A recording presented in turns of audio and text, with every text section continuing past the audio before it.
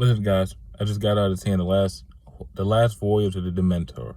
This is This is basically a 2-hour horror movie. What horror movie needs to be 2 hours? I don't know, and this one definitely did not. This movie's inspired by Dracula. These crew members on a ship. They're going to England. They got this precious cargo. They get to a port. They need more hands. And once they're trying to get 3 hands, this dude says, a bunch of dudes say, nah, we're good. We don't want to be on the ship anymore after they see what's being loaded onto it. And they get the fuck off the ship. This movie is way too long. It's well made. It's well acted. It certainly has its pros, but the cons just overweigh it so much. Like I say, this movie does not need to be 2 hours. It took 20 to 30 minutes for it to finally get to the action. And for the mystery, for them discovering that Dracula's on their ship. All that took about 30 to 40 minutes to get there. For them to even start the mystery. It took about an hour and 20 minutes for them to realize that for everyone to get on the same page that there's a thing on the ship that is killing people. That is way too fucking long. This should have been an hour and 30.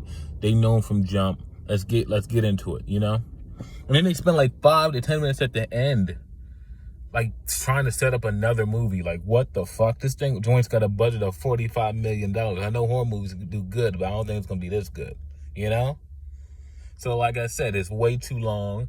It takes way too long to get into the action and the meat and the bones of the movie. Not that the kills weren't that brutal, to be honest. For an R-rated movie, other than blood, I wouldn't have fucking known. The kills weren't that brutal. They didn't use any. Not saying that you got to use like a sailor's language to justify the R rating, but like other than blood, you wanted to know this is an R-rated movie. They didn't take many risks, in my opinion.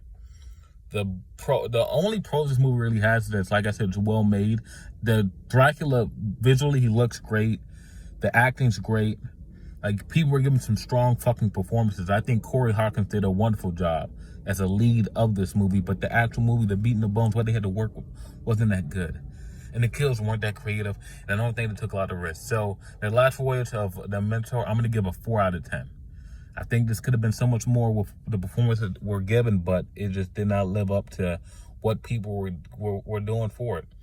Like, the movie and the script did not live up to the expectations that they were going for. I don't think, I feel like the actors were trying to carry this shitty script and shitty everything on their back, and it just was not working. So, the last words of the Mentor, 4 out of 10. Peace.